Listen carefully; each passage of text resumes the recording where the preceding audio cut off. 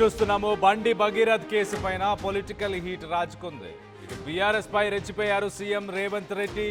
బండి సంజయ్ కి అలాగే కేటీఆర్ కు మధ్య ఏదో పంచాయతీ ఉన్నట్లుంది అంటూ ఆయన మాట్లాడుకొచ్చారు. మైనర్ అమ్మాయిని అడ్డం పెట్టుకొని కేటీఆర్ రాజకీయం చేస్తున్నాడు, కేటీఆర్ అసలు మనిషేనా అంటూ కూడా CM Revanth Reddy sensational comments చేశారు. బండి సంజయ్ కొడుకు సరెండర్ కాలేదు, భగీరథుని మేము అరెస్ట్ చేశాము అంటూ CM Revanth Reddy sensational comments చేశారు. సో బండి సంజయ్ని కాపాడేందుకు మోదీ, రేవంత్ వీరిద్దరి మధ్య డీల్ కుదిరిందంటూ ఆరోపిస్తున్నారు ఆర్ఎస్ ప్రవీణ్ కుమార్.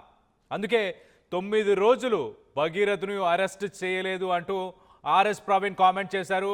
బండి సంజయ్ మరియు సంగప్ప మీద వీరిద్దరి పైన ఇప్పటిదాకా కేసులు ఎందుకు నమోదు చేయలేదు అంటూ ఆర్ఎస్ ప్రవీణ్ కుమార్ ఇటు సీఎం రేవంత్ రెడ్డికి కౌంటర్ ఇచ్చే ప్రయత్నం చేశారు. మొత్తం మీద బండి భగీరథ్ మంచి రేవులలో తను అరెస్ట్ అయ్యాడా లేక తను సరెండర్ అయ్యారా? ఇటు రాష్ట్ర ప్రభుత్వం చాలా క్లియర్గా అరెస్ట్ చేశాము, సరెండర్ అవుతే ఇంట్లోనో పోలీస్ స్టేషన్లో సరెండర్ అవ్వాలి, రోడ్ల పైన బండి భగీరథ్ సరెండర్ అవుతాడా అంటూ రాష్ట్ర ప్రభుత్వం క్వశ్చన్ చేస్తుంది. కానీ ఆర్ఎస్ ప్రవీణ్ ఇక్కడ చాలా క్లియర్గా మరి బండి భగీరథ్ మనం రైట్ సైడ్ విజువల్లో చూడొచ్చు, బండి భగీరథ్ ఇద్దరు అడ్వకేట్లతో పాటు ఉన్నాడు. ఆయన ఇద్దరు అడ్వకేట్లతో పాటు నడుచుకుంటూ వచ్చాడు. సో అది రాజ్య మార్గంగా వచ్చాడు. సో అది సరెండరే అవుతుంది కానీ అరెస్ట్ ఎలా అవుతుంది అంటూ ఆర్ఎస్ ప్రవీణ్ ఆయన ఆరోపిస్తున్నారు. మొత్తం మీద ఇంట్రెస్టింగ్ టర్న్అవుట్ అని చెప్పచ్చు. ఒక్కసారి సీఎం రేవంత్ రెడ్డి ఏం మాట్లాడారో ఒక్కసారి ఆయన మాటల్లోనే వినే ప్రయత్నం చేద్దాం. మేము కేటీఆర్ బావమరిది ఫామ్ హౌస్ లో డ్రగ్స్ దొరికినా నోటీస్ ఇచ్చినాం, పోలీస్ స్టేషన్కి వచ్చి విచారణను ఎదుర్కోమని. ఈరోజు ఫోక్సో కేసులో విచారణ ఎదుర్కొంటున్న బండి భగీరథ్ కూడా ఇంటికి వెళ్ళి పోలీసులు నోటీస్ ఇచ్చిండ్రు, వాళ్ళు కొంత సమయం పెట్టిండ్రు వస్తామని. దాని తర్వాత సర్టిఫికెట్ అమ్మాయి మైనర్ ఆఫ్ మేజర్ అని ప్రభుత్వ రికార్డ్స్ మేము సేకరించినాము. అమ్మాయి ఏజ్ ఎంత అనేది ఎవరు నిర్ధారించాలి? కేటీఆర్ ఏమన్నా సర్టిఫికెట్ ఇచ్చే అథారిటీనా? ఆర్ఎస్ ప్రవీణ్ కుమార్ ఏమన్నా ఐఓనా? ఐఓలు వెళ్ళి స్కూల్లో అమ్మాయి బర్త్ సర్టిఫికేట్ తీసుకొని, 10th క్లాస్ సర్టిఫికేట్ తీసుకొని, అమ్మాయి హాస్పిటల్స్లో బర్త్ సర్టిఫికేట్ తీసుకొని, ఆధార్ కార్డు తీసుకొని, ఆ అమ్మాయి మైనర్ అని నిర్ధారించుకొని ఇమ్మీడియట్గా ప్రభుత్వం యాక్షన్లకు దిగింది. కోర్టు కూడా మమ్మల్ని తప్పు పట్టలేదే. ఓన్లీ కేటీఆర్ కోర్టులో తప్పు. నాదే ఫామ్ హౌస్ మేము మీటింగ్లు పెట్టుకున్నాను ఒకటి చెప్తాడు, నాకు సంబంధం లేదని ఇంకోటి చెప్తాడు, అనుమతి లేకుండా కట్టుకుంటే ఏమైందని వాడు అంటాడు. నీతులు చెప్పడానికే ఉన్నాయని మాట్లాడొద్దని చెప్పురు దయచేసి మీరు కూడా కలిసినప్పుడు. రైట్, సీఎం రేవంత్ రెడ్డి చాలా క్లియర్గా ఇన్వెస్టిగేషన్ చేశాము, మైనర్ అని తేల్చిన తర్వాతనే కదా, తేల్చాల్సిన అవసరం ఎవరికి ఉంది, తేల్చాల్సిన అర్హత ఎవరికి ఉంది? కేటీఆర్ ఏమన్నా అర్హుడా?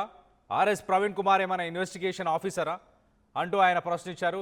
గతంలో కూడా కేటీఆర్ బావమర్ది గురించి కూడా మాట్లాడారు. ఆయన ఫామ్ హౌస్లో చేసుకుంటున్న ఒక పార్టీకి పర్మిషన్ లేకపోవడం, నోటీసెస్ అప్పుడు కూడా సర్వ్ చేసాం, ఇప్పుడు కూడా సర్వ్ చేసాం, నోటీసెస్ సర్వ్ చేసినాకనే యాక్షన్ తీసుకున్నామంటూ ఇటు CM Revanth Reddy మాట్లాడుకొచ్చారు.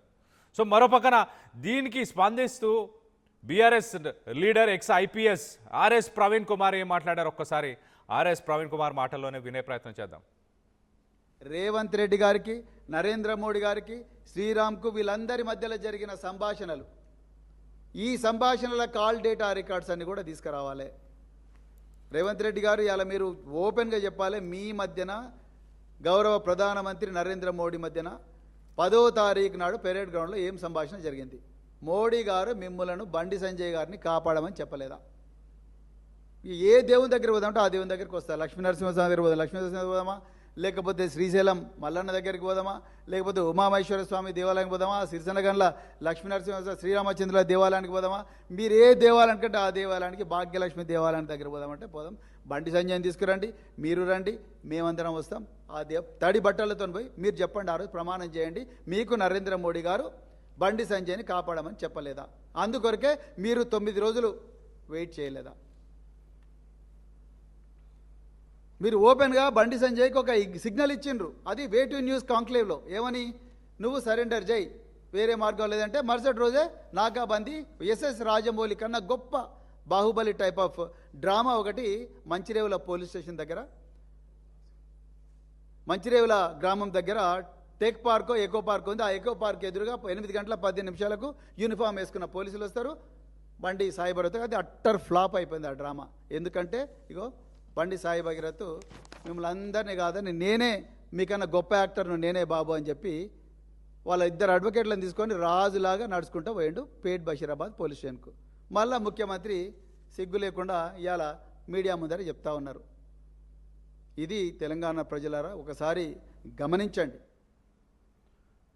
Right, BRS leader RS Praveen ఇక్కడ చేస్తున్న ఆరోపణలు ఒక్కసారి మనం చూస్తే చాలా క్లియర్గా ఒక రాయల్గా రాజులాగా నడుచుకుంటూ ఇద్దరు అడ్వకేట్లతో పాటు బండి భగీరథ్ మీ అందరికంటే బెస్ట్ యాక్టర్ నేనే అంటూ ఆయన వచ్చాడు.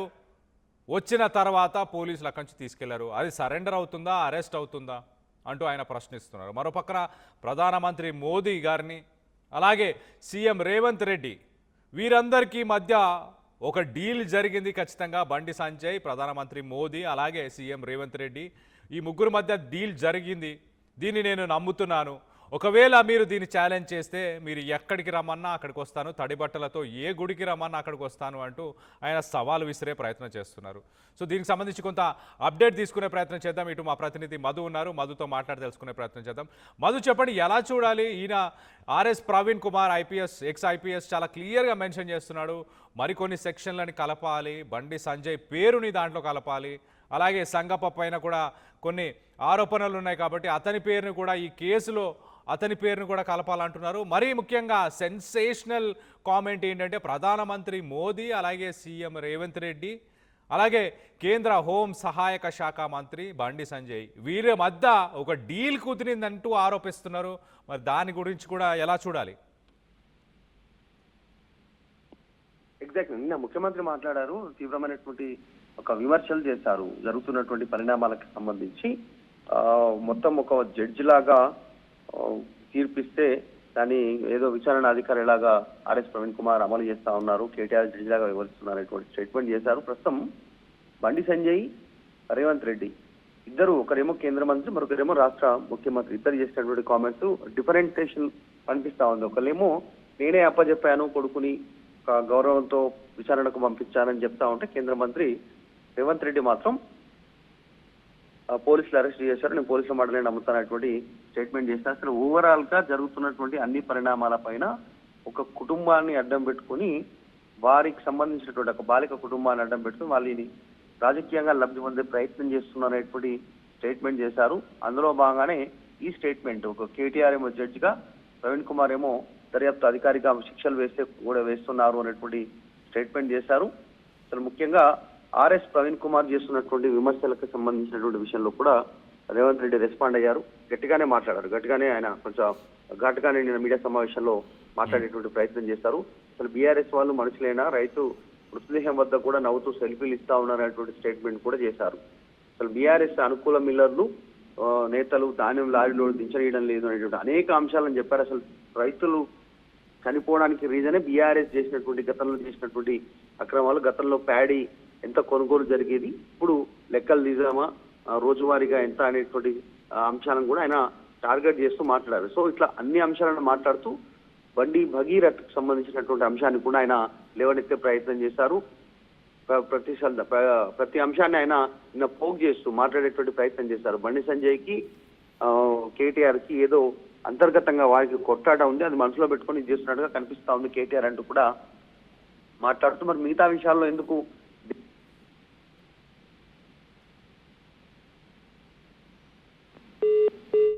Right Madhu, thanks for the latest update. మొత్తం మీద బండి సంజయ్ అలాగే కేంద్ర మంత్రి, కేంద్ర హోం సహాయక శాఖ మంత్రి బండి సంజయ్ అలాగే తన కొడుకు ఇదంతా ఒక స్టంట్ లా చేశారు. వాళ్ళు మంచి రేవులలో అరెస్ట్ అయ్యారా, సరెండర్ అయ్యారా, దానిపై క్లారిటీ లేదు. మరోపక్కన బండి సంజయ్ని కాపాడే ప్రయత్నం చేయాలి అంటూ ప్రధానమంత్రి మోదీ రేవంత్ రెడ్డిని అడిగారా అంటూ ఈయన ప్రశ్నిస్తున్నారు. ఖచ్చితంగా ఏ టెంపుల్కి రమ్మన్నా, ఏ గుడికి రమ్మన్నా నేను రావడానికి సిద్ధంగా ఉన్నానంటూ బీఆర్ఎస్ లీడర్ ఆర్ఎస్ ప్రవీణ్ కుమార్ ఆయన వ్యాఖ్యానించారు. ఆయన ఆరోపణలు వ్యక్తపరుస్తున్నారు. మరోపక్కన బండి సంజయ్ పైన ఎందుకు కేసుని నమోదు చేయలేదు? సంగప్ప అనే ఒక వ్యక్తి ఎవరైతే మొదటగా మైనర్ బాలిక ఇంటికి వెళ్ళారో, వెళ్ళి దీన్ని నేను సెటిల్ చేసే ప్రయత్నం చేస్తాను, నా వెనక చాలా పవర్ఫుల్ పీపుల్ ఉన్నారు, చాలా ఇన్ఫ్లుయెన్షియల్ పీపుల్ ఉన్నారు అంటూ మాట్లాడడానికి వెళ్ళారు. దాని తర్వాత బండి సంజయ్ ఇంటికి మమ్మల్ని నెక్స్ట్ రోజు అంటే ఏప్రిల్ 23న మమ్మల్ని తీసుకొని వెళ్ళడం జరిగింది. అప్పుడు మమ్మల్ని భయభ్రాంతులకు గురి చేశారు. They intimidated us and humiliated us అంటూ కూడా తన తల్లి ఒక ప్రెస్ రిలీజ్లో రాసిన దాంట్లో మెన్షన్ చేసి ఉంది. మరి ఇంత డీటెయిల్గా అన్ని డీటెయిల్స్ ఉన్న తర్వాత కూడా ఎందుకు కేసు ఫైల్ చేయట్లేదు అంటూ RS Praveen Kumar, BRS leader RS Praveen Kumar ఆరోపిస్తున్నారు. ఈ ఆరోపణలు నిజమని మీరు నమ్ముతున్నారా? దీనికి సంబంధించి మీ అభిప్రాయాలు ఏంటనేది కింద కామెంట్ రూపంలో తెలియపరచండి. అలాగే ఒక్కసారి కేంద్ర మంత్రి బండి సంజయ్ తన కొడుకు గురించి ఏం మాట్లాడారో ఒక్కసారి వినే ప్రయత్నం చేద్దాం.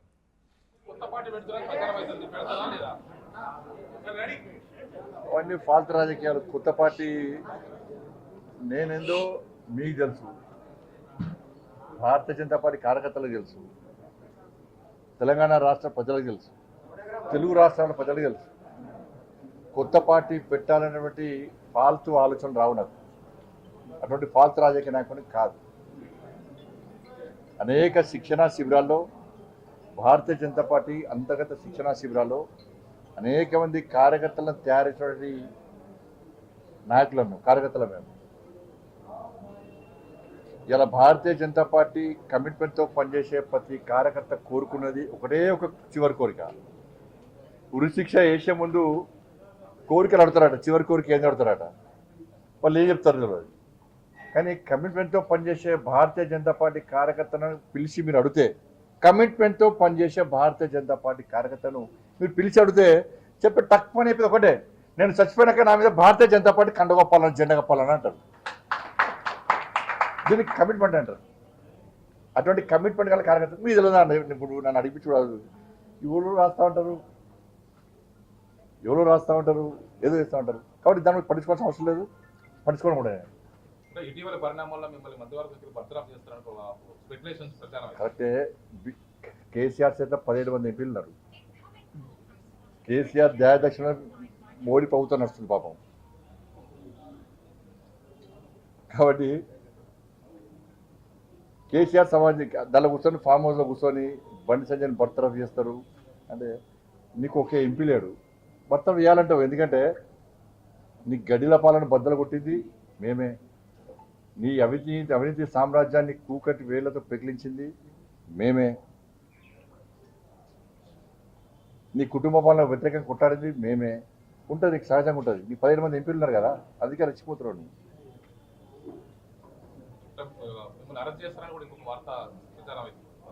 ఇప్పుడు అన్న ఈ కోర్టులో కేసు నడుస్తున్నది, కోర్టు పరిధిలో ఉన్నది. ఇప్పుడు ఒక్కరు గుర్తుంచుకోండి, కన్న కొడుకును ఒక తండ్రి పోలీసులకు స్వయంగా అప్పగించినటువంటి సందర్భం ఏదైనా ఉందా? వాళ్ళ కన్న కొడుకును నేను తీసుకుపోయి విచారణకు సహకరించాలని చెప్పి నాకు సమాచారం వచ్చిన వెంటనే నా కొడుకును అప్పచెప్పిన. అరెస్ట్ చేయాలంటాడు. ఇలా కేసీఆర్ కొడుకు ఫేక్ మీడియా ఫ్యాక్టరీ నడుపుతున్నాడు. ఏం జరుగుతుంది, ఏం జరగాలి, ఏం జరిపించాలన్నది ఆ కుట్రలన్నీ ఆయన చేస్తున్నాడు. కాబట్టి ఆయన నడితే సమాధానం చెప్తాడు. Thank you.